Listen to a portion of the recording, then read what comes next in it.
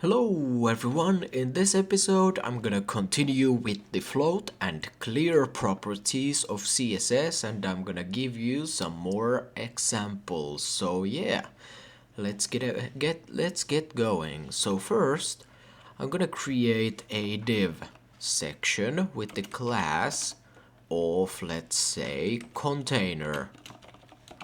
So this is going to be the main container. Then I'm going to be creating 3 divs inside with the class of box. Alright, inside I will have some text. So this is the box number 1. Then I'm going to create another one inside of here. Box number 2 and then we need box number 3. There we go. So now we have 3 different div elements right next to each other inside of this one big container. So first of all, I'm gonna set the box sizing of all the elements to border box. There we go, and then I'm gonna take the box. So the float will be left, the width will be 33.33%, and then the padding will be, let's say, 50 pixels. So there we go.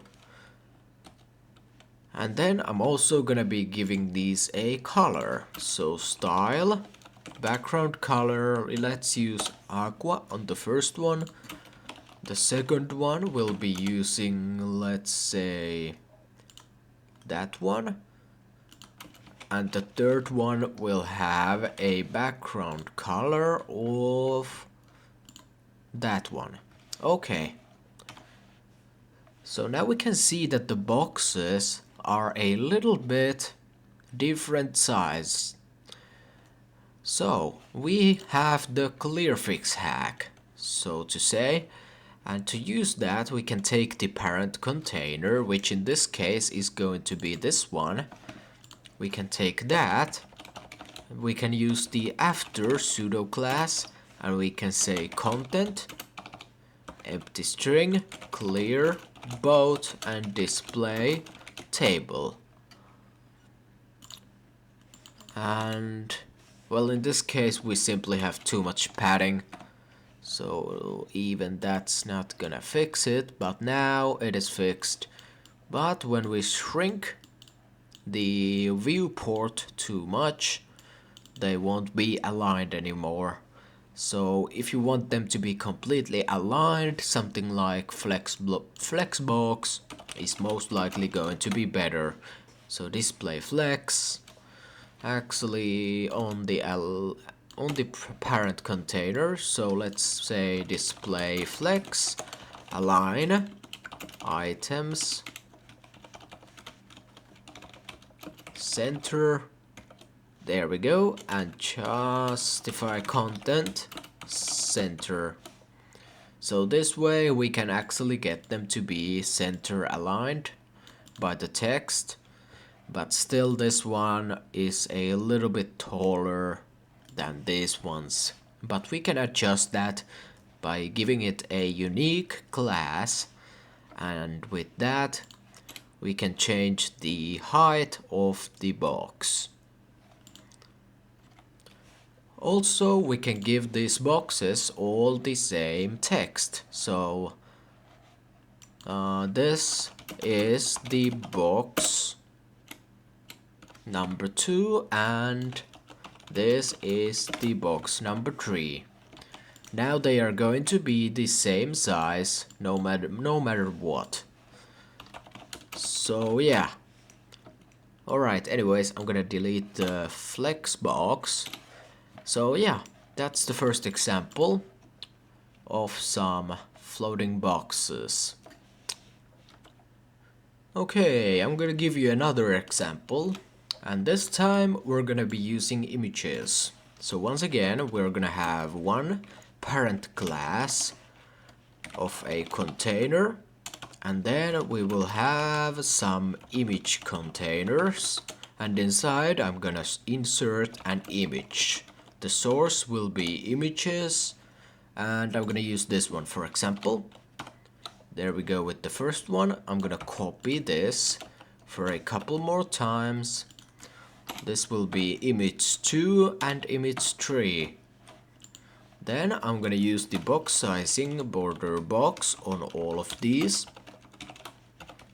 There we go. Then I'm gonna take the IMG container. I'm gonna float to the left. The width will be 33%. And let's say padding will be 10 pixels. So yeah. There we go. So right now if I take these and look at them like this, it looks pretty good.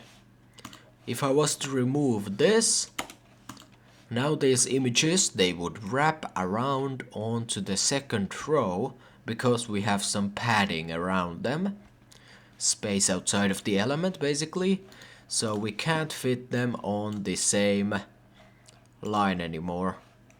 So yeah, these two fit very well, but the third one doesn't fit there anymore.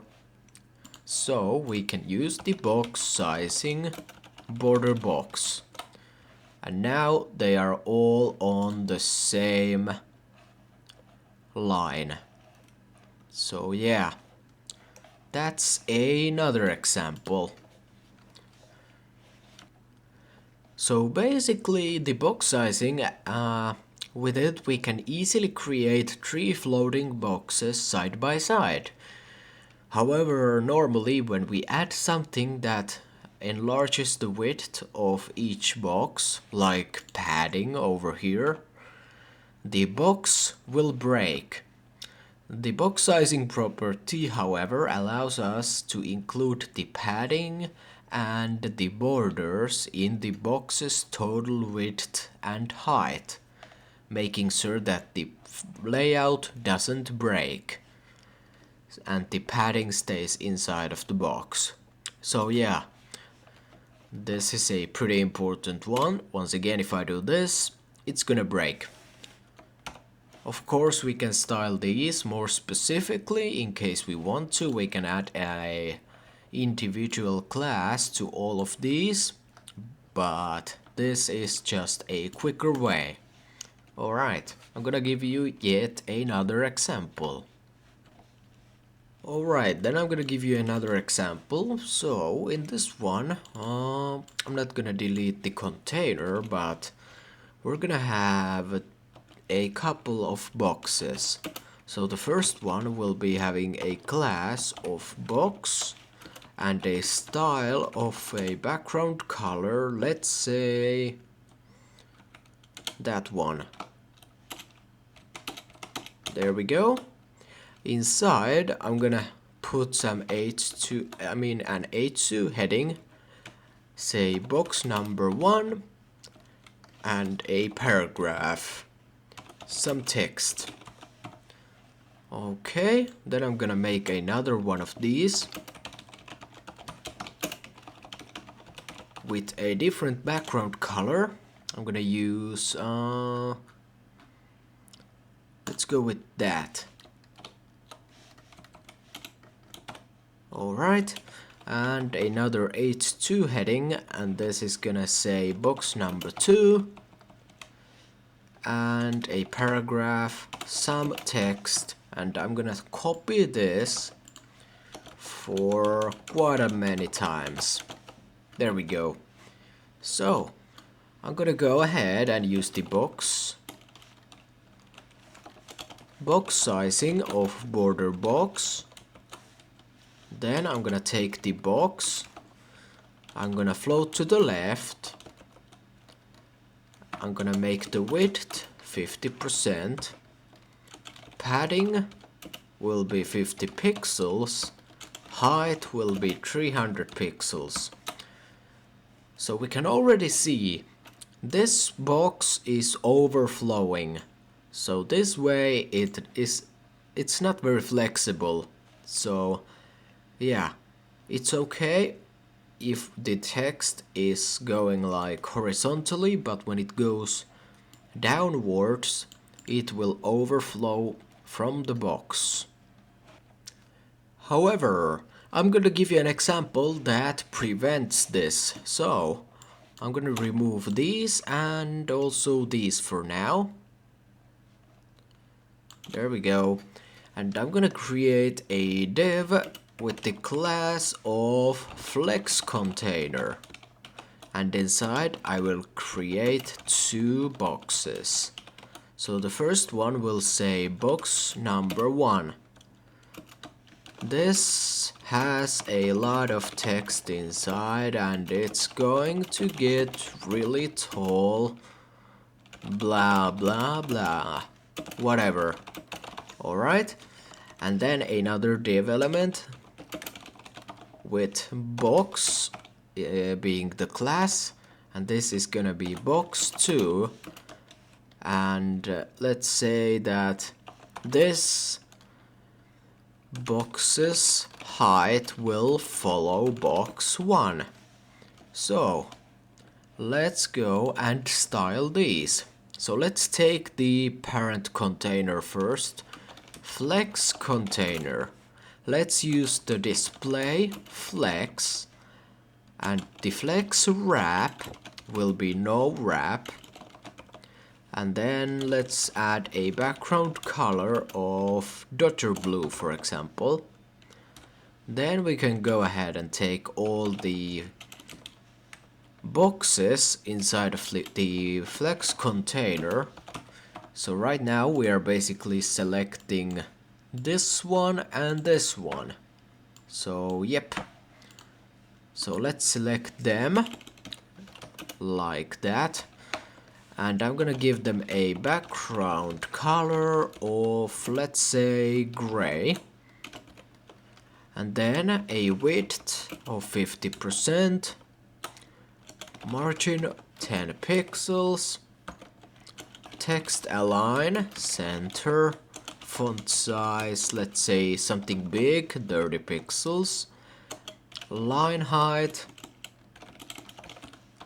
could be 50 pixels. Alright, so right now we have two boxes. When we resize the window, the boxes are going to be resizing along with it, so they are not going to be overflowing. So that's why the flex box is so good. Alright. So yeah, you can see that no text is overflowing outside of the boxes. Okay, then I'm gonna give you an example of how to create a navigation bar using float. So let's go ahead and create an unordered list with some list items, and they are all going to have an anchor tag inside. So the first one will have an href of hashtag home, so it will basically not lead anywhere. And the class will be active. We're gonna have the text home. Alright, there's the first link. Then I'm gonna copy this. Actually, no, I'm not. I'm just gonna make some new lines. Then I'm gonna create another list item with an anchor tag. Let's say news.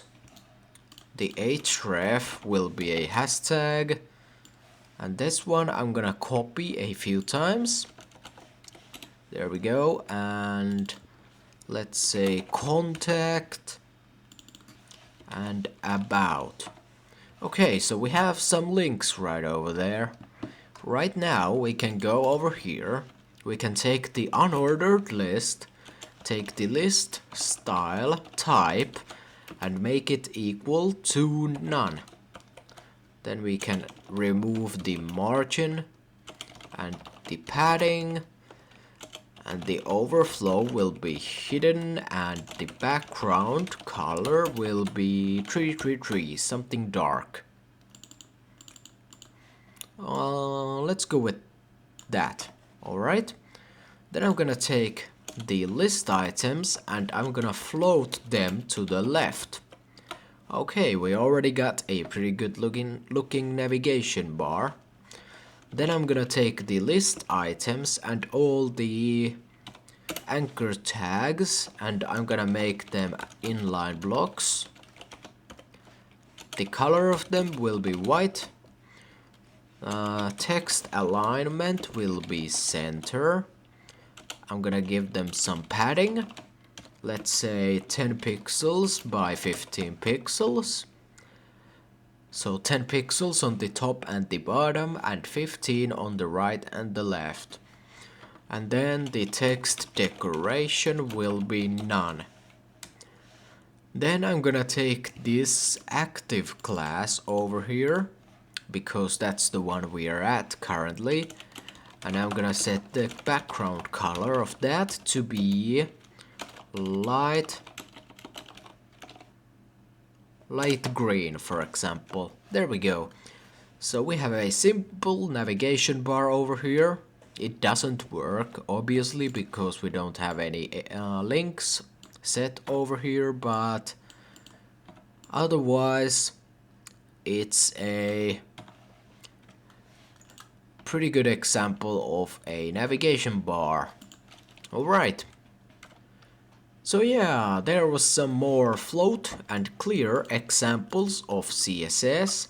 I hope you were able to learn something new from this one, and yeah, I hope I'm gonna see you in the next one. So yeah, bye bye everyone and have a wonderful day.